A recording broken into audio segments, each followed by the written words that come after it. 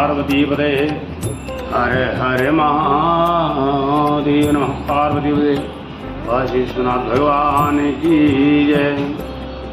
गजाननं भूतगणाधिसेवितं कपित्थजम्बोफलचारुभक्षणं उमासुतं शोकविनाशकारकं नमामि विघ्नेश्वरपादपङ्कजम्।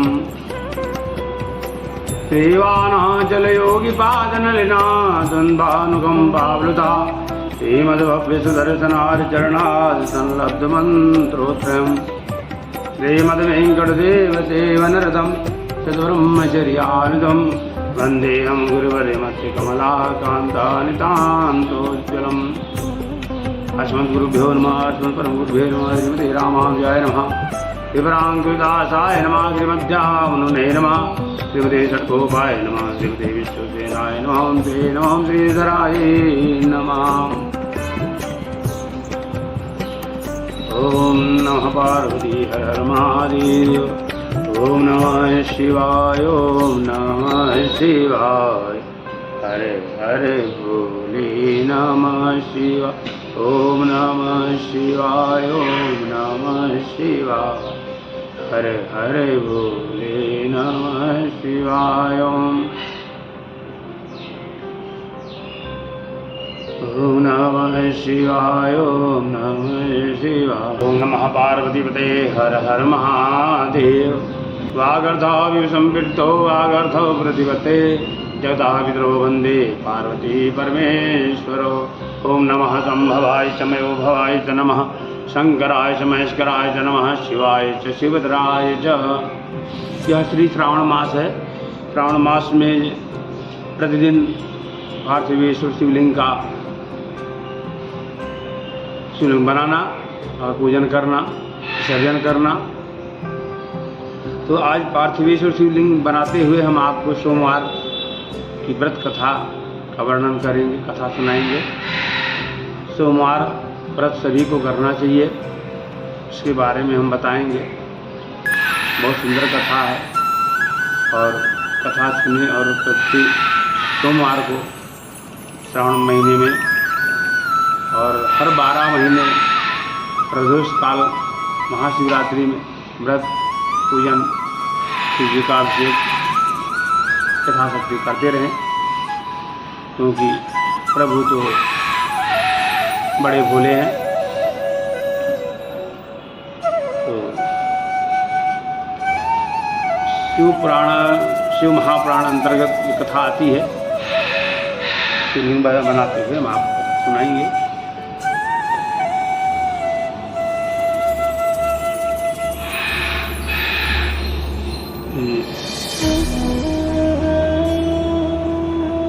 एक साहूकार थे और भगवान की कृपा थी कि बहुत ही वो जो है शिव जी के प्रेमी थे, भक्ति में रहते थे हमेशा।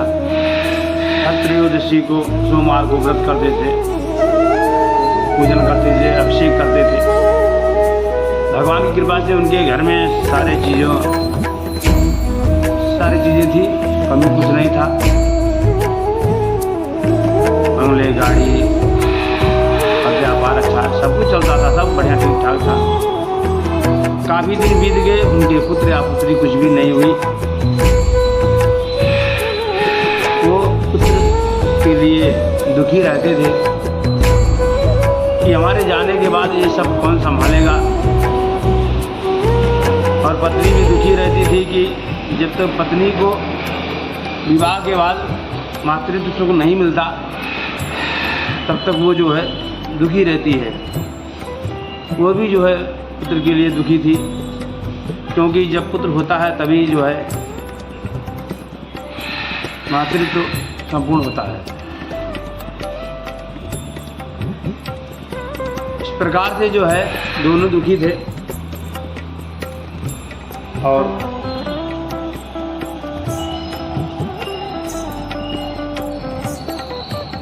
सेवा शिव जी करते रहते थे, सोमवार का व्रत करते थे। काफ़ी दिन बीत गया, प्रभु से हमेशा प्रार्थना करते रहते थे।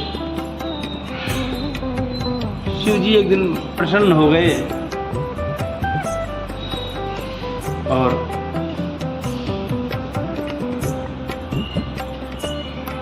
उन्हें स्वप्न में दर्शन दिया।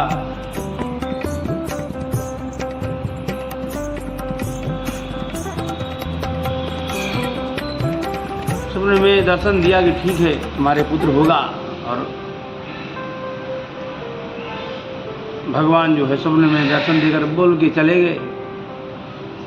और कथा में तो आती है, कई कथाओं में, कि भगवान ने दर्शन दिया, और किसी में आती है कि भगवान ने स्वप्न में कहा। दोनों ही मान लीजिए। तो उनकी पत्नी गर्भवती थी, समय आने पर पुत्र उत्पन्न हुआ। लेकिन जब भगवान साहूकार को स्वप्न में बोल रहे थे कि ठीक तुमको पुत्र होगा, तो यह भी कहा कि तुम्हारे भाग्य में, तुम्हारे कर्म में पुत्र का सुख नहीं है, लेकिन मैं पुत्र दे रहा हूँ। 12 वर्ष पूर्ण होने पर वह, जिस दिन 12 वर्ष पूर्ण होगा उस दिन वह मृत्यु को प्राप्त होगा, वह मेरे लोक को चले आएगा। अब पुत्र उत्पन्न हुआ, पैदा हुआ, सब खूब खुशियाँ मना रहे, पत्नी बहुत खुश और सभी लोग बहुत खुश। समय बीतते गया, भगवान की सेवा हमेशा जैसे पहले करते थे साहूकार, वैसे करते रहे। सोमवार का व्रत, पशुपति व्रत और त्रयोदशी, जो भी अच्छे अच्छे यज्ञ करते रहे, हमेशा की तरह वो करते रहे। और जब 11वां साल जो है, 12वें साल में बच्चे की मृत्यु बोले थे, तो जब 11 साल समाप्त हो गया, 12वां साल प्रारंभ हुआ, तो साहूकार ने अपने साले को बुलाया, उस बच्चे के मामा को। मामा में 2 अर्थ आता है, मामा, 2 माँ का जो प्रेम देता है वह है मामा। लेकिन उस समय, आज के मामा नहीं, उस समय की बात है। आज के 2 मामा की बात अलग है। और तो मामा को बुलाया, बच्चे के मामा को, और साहूकार ने कहा इसे काशी लेके जाओ और वहाँ पर यह अच्छी विद्या सीखेगा, पढ़ेगा, लिखेगा, तब करेगा। और रास्ते भर साहूकार ने, ढेर सारे पैसे थे, सब वैभव थी, तो साहूकार ने दिया, बोला रास्ते में यज्ञ करते हुए जाओ, ब्राह्मणों को, साधु संतों को खिलाते पिलाते सब अच्छी तरह खूब सेवा करते हुए जाओ। और वहाँ भी काशी में जाओ और काशी में जाके यज्ञ करो, और काशी में ये सीखेगा, फिर पढ़ेगा। और काशी में जब तक रहोगे तब तक जो है हमेशा यज्ञ करते रहना। ठीक उसी प्रकार से जैसा साहूकार ने कहा, वैसा ठीक उसी प्रकार से उनके मामा लेकर चल दिए। और इधर जो है मामा लेके जब चले, इधर साहूकार भगवान की सेवा में वैसे लगा रहा। हार ये न हिम्मत, विसार ये न हरि को नाम, जाहे विधि राखे शिव वही विधि रही। और वह शिव में लीन रहने लगा। लेकिन वो भी है, वही है स्वयं जो राम रच राखा, को करी तर्क बढ़ाओ शाखा। यह भी कहा है भगवान ने। तो ठीक उसी प्रकार जैसे गोस्वामी तुलसीदास जी ने कहा है, वही है सोई जो राम रच राखा। अब 11 साल पूर्ण हो गए, 12वां प्रारंभ हुआ। इधर बच्चा जो काशी पहुंच गया, मामा के साथ वहाँ यज्ञ होने लगा। यज्ञ का यजमान था वो बच्चा,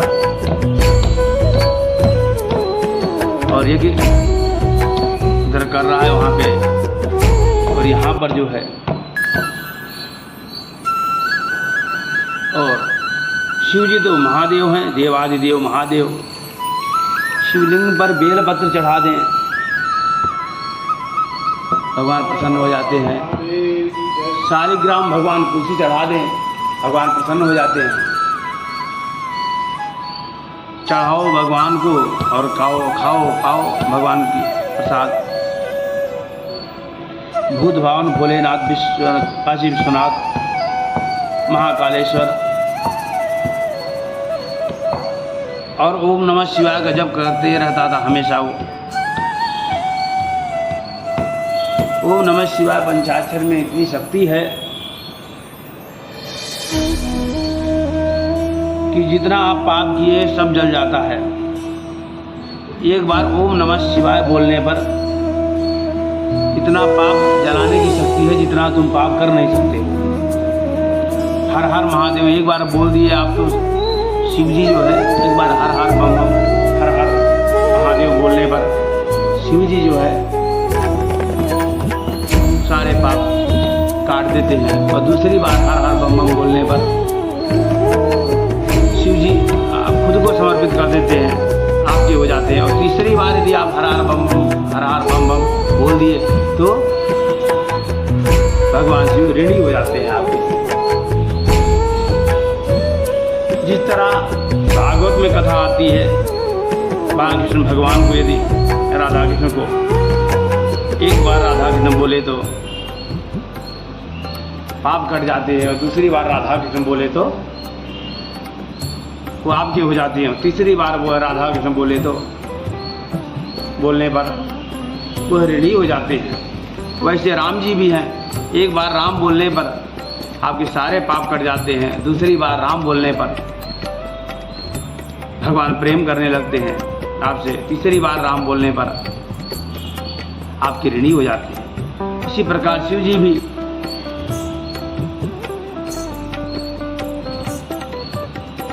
तो पति पत्नी दोनों शिव जी की सेवा करते थे।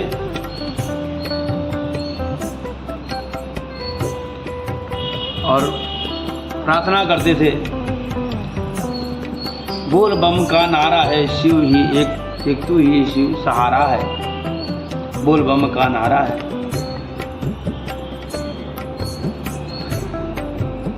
तू ही एक सहारा है। तो भगवान से प्रार्थना करते रहता था दोनों पति पत्नी।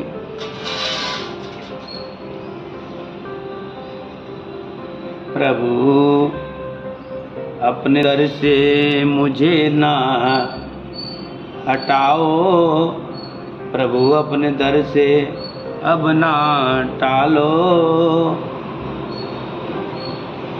गिरा जा रहा हूँ उठा लो प्रभु अपने दर से अब ना तुम टारो। गिरा जा रहा हूँ उठा लो प्रभु अपने दर से अब ना टालो। गिरा जा रहा हूँ उठा लो अपने हृदय से हमें अब लगा लो। गिरा जा रहा हूँ उठा लो और दोनों पति पत्नी भगवान से प्रार्थना कर रहे हैं भाव से कि बाबा तेरे ही भरोसे। देवधर वाले हो डमरू वाले हो, ओ मेरा दिल तुझ पर कुर्बान। देवधर वाले हो डमरू वाले हो, देखी है जब से ये तस्वीर तेरी, तब से बदल ही गई है तकदीर मेरी। अब तो हो जा मेहरबान डमरू वाले हो डमरू वाले हो डमरू वाले हो। ओ देवधर वाले प्रभु भोलेनाथ डमरू वाले हो। दोनों अपना यथाशक्ति भजन कर रहे हैं, शिव जी की भक्ति में लगे हैं लोग, अच्छी तरह से कर रहे हैं सेवा प्रभु की। तो और शिव जी के जो नंदी है वो भी केवल उनके वाहन नहीं है, बैल नहीं है। नंदी शंकर के गुरु भी है, पुत्र भी है, शिष्य भी है और वाहन भी है, सब कुछ नंदी है शिव जी के, ये भी समझिए। और प्रभु की खूब सेवा कर रहे हैं दोनों प्राणी, पति पत्नी खूब सेवा कर रहे हैं। और जब काशी को लेके जा रहे थे उनके मामा, साहूकार के का जो बच्चा था उसके मामा जब लेके जा रहे थे काशी यज्ञ करने के लिए और कुछ शिक्षा प्रदान कराने के लिए, कुछ शिक्षा कुछ विद्या सिखाने के लिए, तो रास्ते में एक राजा जा रहा था। तो एक राजा जा रहा था अपने बच्चे को लेकर, उसका बच्चा काना था एक आँख का। तो जब देखा कि ये जो है बच्चा बहुत सुंदर है और वो राजा के यहाँ वो रानी राजा की बच्ची है, लड़की है, वो बहुत सुंदर है और मेरा बच्चा काना है, तो शादी होगा कि नहीं होगा, भविष्य कर देगा। और ये बच्चा जो जा रहा है वो राजा क्या करा कि उस साहूकार के बच्चे को जबरदस्ती डरा धमका के वो बताया कि देखो मैं शादी के लिए जा रहा हूँ अपना बच्चा लेकर, लेकिन मेरा बच्चा जो है अंधा है और तुम्हारे इस बच्चे को मैं लेके जाऊँगा शादी के लिए, तो हो जाएगी शादी और फिर मैं तुम यहीं पर रहो। उनके मामा को बोला रास्ते में ठहरो, मैं वापिस आऊँगा तो अपना बच्चा लेके चले जाना और मैं जो है अपने बच्चे के साथ अपनी बहू लेके चले जाऊँगा। तो बच्चा वो जब साहूकार का अभी 10 वर्ष का था, 11 वर्ष का ही था, 10-11 वर्ष का बच्चा वो भी डर गया, चले गया साथ में। और मामा भी डर गए कि क्योंकि वो राजा बोला यदि तुम सही से ले जाने दोगे आराम से ठीक ठाक है तो ठीक है, नहीं तो मैं मार डालूंगा। तो साहूकार के साले ने कहा, उस बच्चे को कहा मामा ने कि ठीक है चल भांजे हम भी चलेंगे, तू भी चल, देखे क्या होता आगे। तो जब गया, जब वहाँ शादी होने लगी बच्ची की, उस बच्चे के साथ, क्योंकि इतना सुंदर बच्चा था, शिव जी का प्रसाद था, वो सुंदर तो रहेगा ही, होना ही है सुंदर। तो जब शादी होने लगी थी और उसी समय टाइम मिल गया, उसको मौका मिल गया बच्चे को, तो उसके पल्लू में जो है, बच्ची की पल्लू में सही सही लिख दिया कि मैं कोई राजा का लड़का नहीं हूँ, मैं एक साहूकार का बच्चा हूँ और मुझे डरा धमका के नो लेके आए हैं ये, तुम्हारे साथ शादी होने के बाद फिर मैं वापिस लेके जाएंगे हमको और तुमको अपने बच्चे के साथ लेके जाएंगे, इनका बच्चा काना है और हमको रास्ते में छोड़ देंगे। फिर हम काशी जा रहे हैं पढ़ने के लिए और यज्ञ करने के लिए, तो हम यज्ञ करने के लिए जा रहे हैं, फिर यज्ञ करने के बाद जो है हम फिर वापस साहूकार हूँ, मैं फिर वापस चले जाऊँगा अपने घर को। तो बच्ची की जब शादी हो गई, शादी होने के बाद जब वो घर में गई, पल्लू में देखा ऐसा लिखा हुआ, तो वो अपने पिताजी से कही कि ये राजा नहीं, ये राजा किसी और को ले आया है, राजा अपने बच्चे को नहीं लाया, इसका बच्चा काना है एक आँख का, इस साहूकार का बच्चा है जो लेके आया है, डरा के लेके आया है। और डरा के लाने के बाद ये ज़बरदस्ती शादी, ये तो ज़बरदस्ती की तरह हो गया शादी और धोखाबाजी हो गई ये तो हमारे साथ। तो राजा ने कहा ठीक है। राजा ने उस राजा को बुलाया और बुला करके उसकी कई बातें बोल करके और उसको जो है वापस कर दिया। और साहूकार के बच्चे को भी बोला तुम जाओ और जहाँ जाना है, शादी तो हो गई है। तो ये बच्चा काशी जब चले गया मामा के साथ और यज्ञ कर रहा था, तो ये 12वां साल समाप्त होने को आया, यज्ञ में बैठा हुआ था, हवन कर रहा था, उसी समय इसको मूर्छा आई और यह जो है बेहोश होकर के गिर पड़ा और फिर उठा और मूर्छा बार बार आ रही है। तो बोला मामा से आप यज्ञ पूर्ण करें और मैं जो है थोड़ा आराम करके आता हूँ। वो चले गया अपने कमरे में जहाँ पे ठहरा हुआ था, वह जा करके लेट गया, बच्चा लेटा ही रह गया। जब मामा ने यज्ञ पूर्ण किया, पूर्ण करने के बाद जब यज्ञ की अंतिम आहुति चल रही थी, पूर्णाहुति हो रही थी, उसी समय जो है शंकर और पार्वती जा रहे थे, गुजर रहे थे वहाँ से। तो यज्ञ देखने लगे खड़े होकर, यज्ञ देखते ही देख रहे थे थोड़ी देर में आवाज़, रोने की आवाज़ आई। मामा ने कहा, मामा जाकर देखा भांजे को तो उसके प्राण नहीं है।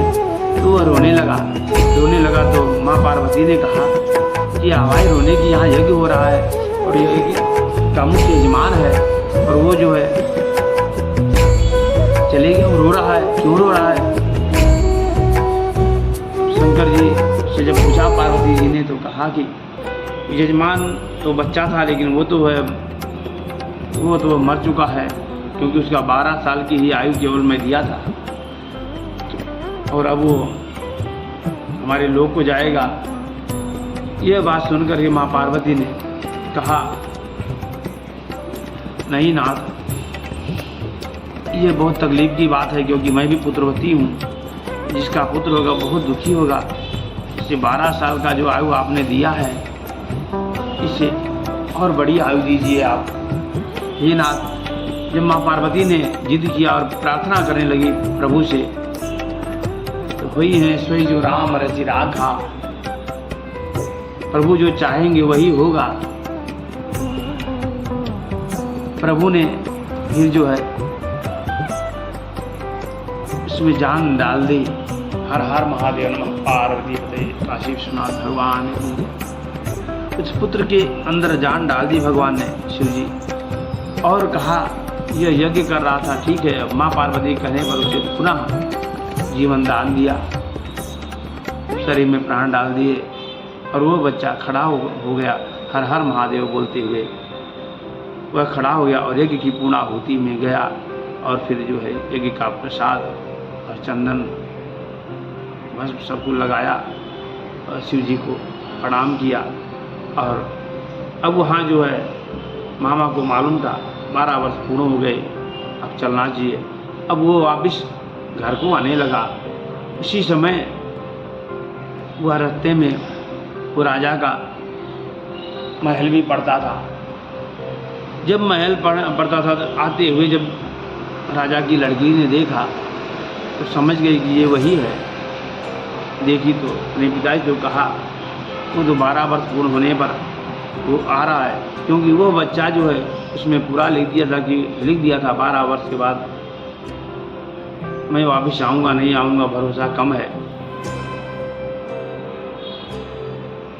और मैं साहूकार का बच्चा हूँ। सही लिख दिया था पूरी कहानी। तो वो लड़की बोली कि देखो आपके दामाद आ रहे हैं।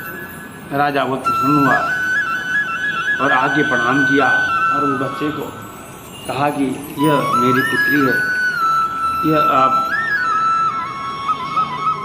अपनी अर्धांगिनी के रूप में इसे स्वीकार करें। और वहाँ से राजा खूब अच्छी तरह से धन दौलत सब कुछ दे करके हाथी घोड़े और वहाँ से राजा की तरफ से विदा किया। मामा और भांजे आ रहे थे इधर। साहूकार बहुत दुखी थे कि 12 साल पूर्ण हो गया, कुछ समाचार नहीं मिला और साहूकार की पत्नी को मालूम नहीं था कि 12 वर्ष के बाद बच्चे की मृत्यु है। वो तो खुशी हो रही थी कि अब हमारा बच्चा इतना बड़ा हो गया होगा, शादी करने योग्य हो गया होगा या फिर पढ़ के लिख के इतना विद्वान हो गया होगा। तरह तरह की बातें सोच रही थी। और इधर जो है साहूकार पूजा कर करके शिव जी का परेशान रहते थे कि हे प्रभु, यहाँ में मांग रहे थे प्रभु क्या होगा क्या होगा। प्रभु तो भोलेनाथ है, ये तो सबकी मन की इच्छा को जानते हैं।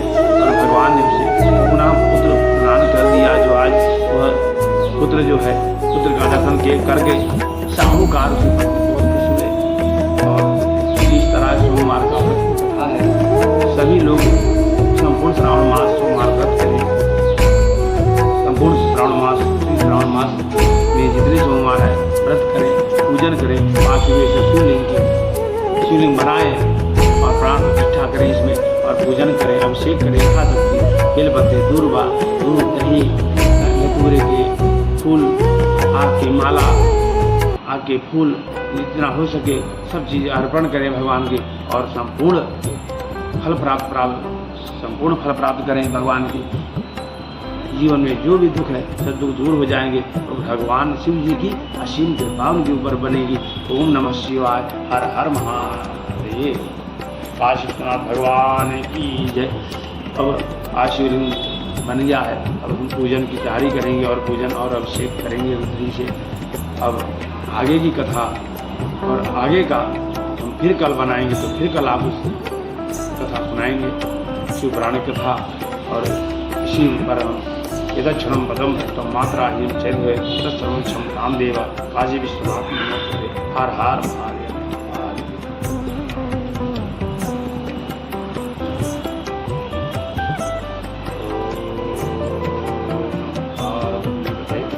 हर हर